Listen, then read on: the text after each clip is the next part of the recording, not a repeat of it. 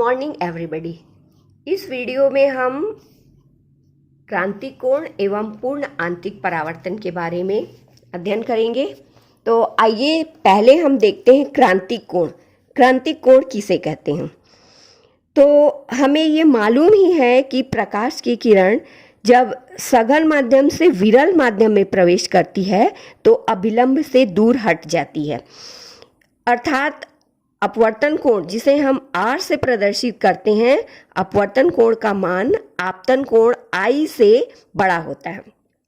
अब यदि हम आपतन कोण का मान बढ़ाते जाते हैं तो निश्चित ही अपवर्तन कोण का मान जो है वो भी बढ़ता जाता है और एक स्थिति ऐसी आती है कि आपतन कोण के एक विशेष मान पर अपवर्तन कोण का मान 90 डिग्री हो जाता है और इस स्थिति में अपवर्तित किरण दोनों माध्यम को अलग करने वाले तल को छूती हुई निकलती है और इस स्थिति को हम क्रांतिक स्थिति कहते हैं। अर्थात क्रांतिक कोण सघन माध्यम में आपतन कोण का वह मान है जिसके लिए विरल माध्यम में अपवर्तन कोण 90 डिग्री के बराबर होता है। तो ये है क्रांतिक कोण। अब हम समझते हैं पूर्ण आंतरिक परावर्तन किसे कहते हैं। यदि कोई प्रकाश किरण सघन माध्यम से विरल माध्यम में प्रवेश करे तो सघन माध्यम में आपतन कोण का मान बढ़ाने पर, यदि हम आपतन कोण का मान बढ़ाते जाते हैं तो अपवर्तन कोण का मान जो है वो भी बढ़ता जाएगा और एक स्थिति ऐसी आएगी कि आपतन कोण का मान क्रांतिक कोण से अधिक हो जाए तो अपवर्तन कोण का मान 90 डिग्री से अधिक हो जाएगा और ऐसी स्थिति में प्रकाश विरल माध्यम में न जा करके सघन माध्यम में ही फिर से नए मार्ग पर आ जाएगी।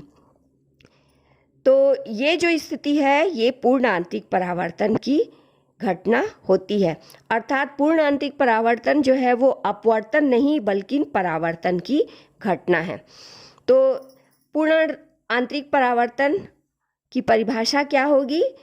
जब प्रकाश सघन माध्यम से विरल माध्यम में प्रवेश करे तथा उसका आपतन कोण क्रांतिक कोण से अधिक हो जाए तो प्रकाश उसी माध्यम में आंतरिक रूप से परावर्तित हो जाता है और इसे ही हम पूर्ण आंतरिक परावर्तन कहते हैं।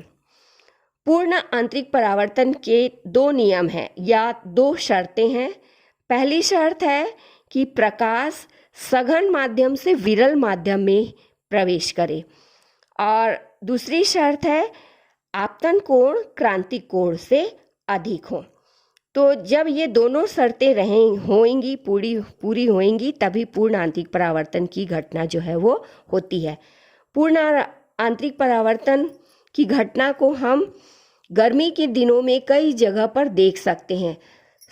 अधिकतर जब तेज धूप पड़ती रहती है गर्मी के दिनों में तो जो सड़क रहती है, सड़क से जब हम कभी जाते रहते हैं तेज धूप में तो हम देखते हैं कि हमारे सामने रोड में पानी जैसा नज़र आता है, लेकिन जब हम वहाँ पर उस जगह पर पहुँचते हैं तो वहाँ पर पानी नहीं रहता।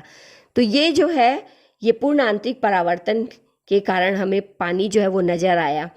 और दूसरी जो बात है कि ये रेगिस्तान में यह घटना जो है अधिकतर दिखाई देती है। रेगिस्तान में जो यात्री जाते रहते हैं वे उन्हें दूर रेत में एक तालाब जैसा नज़र आता है, लेकिन जब वो वहाँ पर पहुँचते हैं तो वहाँ पर कोई तालाब जो है वो नज़र नहीं आता। तो ये पूर्ण आंतरिक परावर्तन के कारण ये होता है और इसे ही हम मृग तृष्णा या मरीचिका भी कहते हैं।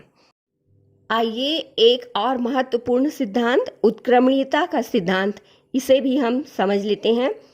प्रकाश किरण जब अलग अलग माध्यम में अपवर्तित होती हुई एक विशेष पथ पर चलती है और मतलब जब वो विभिन्न माध्यम से गुजरती रहती है तो एक उसका विशेष पथ होता है। कभी आपने सोचा है कि यदि हम किरण की दिशा जो है उसे बदल दें तो वो किस मार्ग पर चलेगी? तो प्रकाश के विभिन्न माध्यमों में गमन के मार्ग में यदि किसी बिंदु पर उसकी दिशा पलट दी जाए तब उसके चलने के मार्ग में उत्क्रमणीय व्यवहार दिखाई देता है और इसे ही हम उत्क्रमणीयता का सिद्धांत कहते हैं। इसे हम समझते हैं, मान लीजिए कोई प्रकाश की किरण ए बी हवा से पानी में प्रवेश कर रही है, तो पानी में यह बी सी के किरण के रूप में प्रवेश करेगी और ये पानी में अभिलंब के पास आ जाएगी, क्योंकि पानी माध्यम जो है वो हवा की अपेक्षा सघन माध्यम है। फिर पानी से ये कांच में प्रवेश करेगी, तब भी ये क्या हो जाएगी, अभिलंब की ओर मुड़ जाएगी, क्योंकि कांच जो है वो पानी की अपेक्षा सघन है। फिर कांच से ये हवा में प्रवेश करेगी, जब कांच से हवा में प्रवेश करेगी तो ये अभिलंब से दूर हट जाएगी।